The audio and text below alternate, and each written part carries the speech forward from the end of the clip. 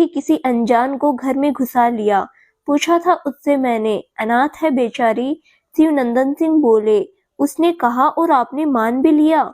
मालिक, आजकल की दुनिया में किसी पर भी भरोसा नहीं किया जा सकता। दीनू बोला। अब क्या करूं? बच्चे की जिद के आगे मेरी नहीं चली और मुझे लड़की भी भली लगी। शायद वो सच बोल रही थी। शिवनंदन सिंह बोले, ठीक है मालिक, आप जैसा ठीक समझे। दीनू बोला। अच्छा दीनू काका, ये बातें हम बाद में करते हैं। बोलिए क्या खाएंगे आज? मैं ही लगता हूँ रसोई में। शिवनंदन सिंह जी बोले। मालिक, आप जो भी प्यार से पकाएंगे मैं खा लूंगा। आपने काम दिया, अपने घर में आसरा दिया। बेटे बहू ने तो घर से निकाल दिया था। आप न होते तो न जाने मेरा क्या होता। दीनू बोला। अच्छा चलो अब रसोई में जाकर देखता हूँ कि क्या क्या सब्जी है। और ऐसा कहकर शिवनंदन सिंह रसोई की ओर चल पड़े। तभी मुन्ना बोला, बाबा आपको रसोई में जाने की जरूरत नहीं है। मैंने और माँ ने सुना कि आप बाहर दीनू काका से कह रहे थे कि आज महाराजिन नहीं आएगी, इसीलिए माँ ने पहले ही चूल्हा बाल कर बटलोई में दाल चढ़ा दी है और घर में सिर्फ बैंगन पड़े थे तो माँ बोली कि बैंगन का भरता बना देगी। इतना ठीक है ना कि और कुछ? तब शिवनंदन सिंह जी बोले, तेरी माँ को कष्ट होगा, मैं ही खाना बना देता हूँ। तभी संयोगिता आकर बोली, तकलीफ किस बात की है? वैसे भी मुझे खाना बनाना बहुत पसंद है, मैं सब कर लूंगी। आप जब तक मुन्ना के साथ खेलिए। तभी मुन्ना बाहर दीनू काका के पास जाकर बोला, पता है काका, आज का खाना मेरी माँ बना रही है। अब मैं माँ के पास जाता हूँ, क्या पता उन्हें किसी चीज की जरूरत पड़ जाए। इतना कहकर मुन्ना अंदर चला गया। मुन्ना को पहली बार इतना खुश देखकर दीनू काका को बहुत अच्छा लगा। थोड़ी देर के बाद संयोगिता ने खाना तैयार कर लिया। लहसुन के तड़के वाली अरहर की दाल, बैंगन का भरता, प्याज का सलाद, गर्मा गर्म चूल्हे की रोटियां, ढेर सारे घी के साथ। संयोगिता ने मुन्ना को आवाज दी, बेटा अपने बाबा और दीनू काका को बोलो कि खाना तैयार है। शिवनंदन जी ने सुना तो मुन्ना से बोला, देख तेरी माँ खाने के लिए बुला रही है, पहले मैं दीनू काका की थाली लगवाकर दे आता हूँ। दिन भर से काम कर रहे हैं, बेचारे भूखे हो गए होंगे। शिवनंदन सिंह संकुचाते रसोई में पहुंचे, देखा तो 3 थालियां लगी हुई थी।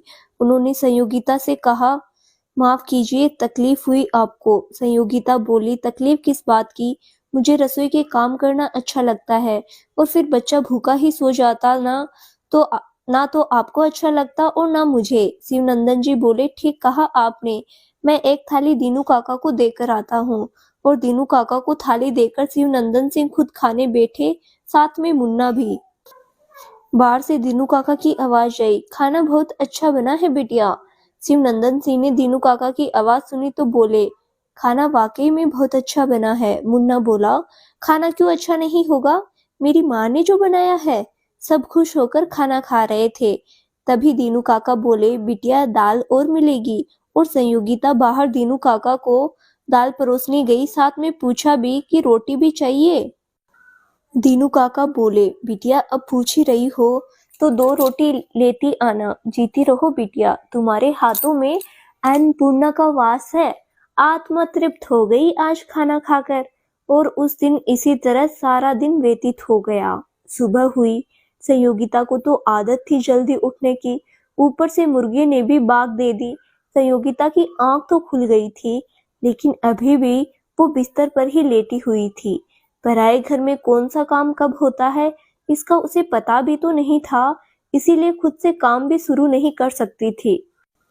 जैसे ही उसने करवट लेनी चाही, उसने देखा कि मुन्ना ने उसका पल्लू अपने हाथ में बांध रखा था।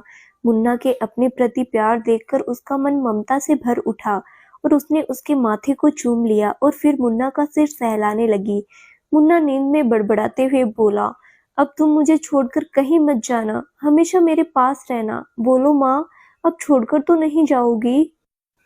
संयोगिता ने मुन्ना को प्यार से गले लगाते हुए कहा, नहीं जाऊंगी मेरे मुन्नी, कभी नहीं जाऊंगी।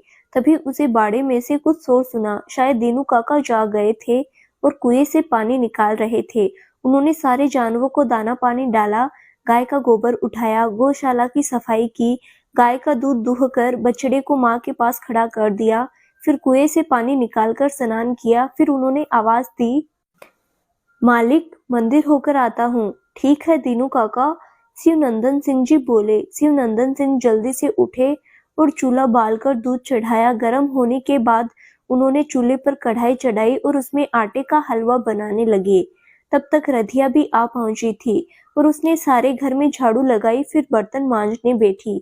तभी संयोगिता भी उठकर आई और शिवनंदन सिंह जी से बोली, ये आप क्या कर रहे हैं? हलवा बना रहा हूँ। दीनू काका मंदिर से आ ही रहे होंगे, फिर खेतों में निकल जाएंगे और अभी तक महाराजिन भी नहीं आई है, तो मैं उन्हें ऐसे खाली पेट कैसे जाने दे सकता हूँ? शिवनंदन सिंह जी बोले। तो आपने मुझसे कह दिया होता, संयोगिता बोली। कोई बात नहीं, हलवा बस बन ही गया है। आप जाकर स्नान करके नाश्ता कर लीजिए, शिवनंदन सिंह जी बोले। जी ठीक है, संयोगिता बोली। और सुनिए, ये लीजिए संदूक की चाबी, शिवनंदन सिंह जी बोले। किस संदूक की चाबी?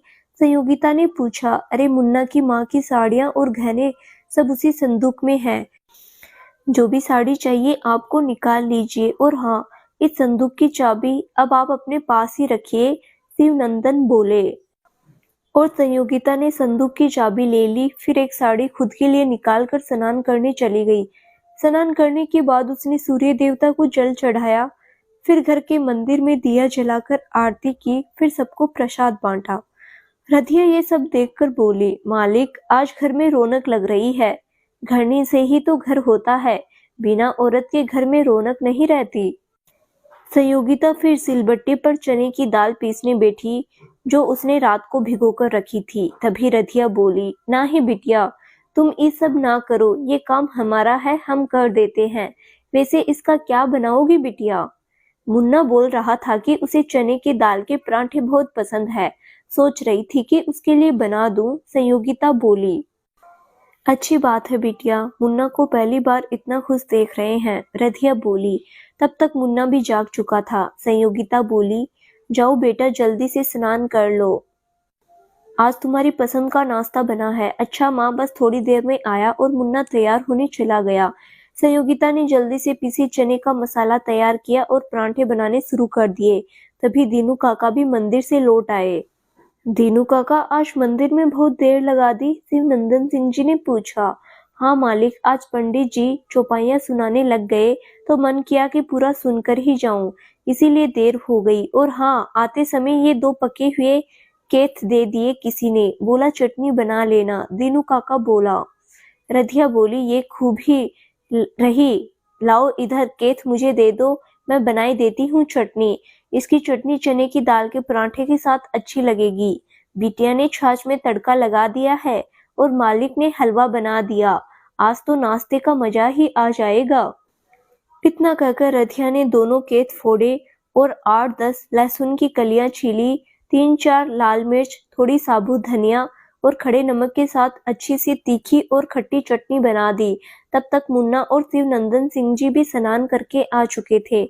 इधर संयोगिता गर्मा-गर्म पराठे सेक रही थी और उधर सब आनंद उठा रहे थे। बस सब खा ही चुके थे और संयोगिता ने अपने परोसने के लिए थाली उठाई ही थी कि तभी इतने में बूढ़ी महाराजिन सुखमती आ पहुंची। अंदर आते ही सबको खाते हुए देखकर बोली, ये क्या मालिक? दूसरी महाराजिन रख ली और इतना कहकर दनदनाते हुए अंदर पहुंची। कौन है रे तू? और तेरी हिम्मत की मेरी गैर हाजिरी में तू मीठी मीठी बातें करके इस घर में घुस गई। तूने क्या समझा, सीधे साधे मालिक को बेवकूफ बना लेगी? तू मुझे नहीं जानती, तेरा जीना मुश्किल कर दूंगी, मेरा काम छीनेगी, मेरे पेट पर लात मारेगी। करम जली, जहाँ से आई है वहीं लौट जा।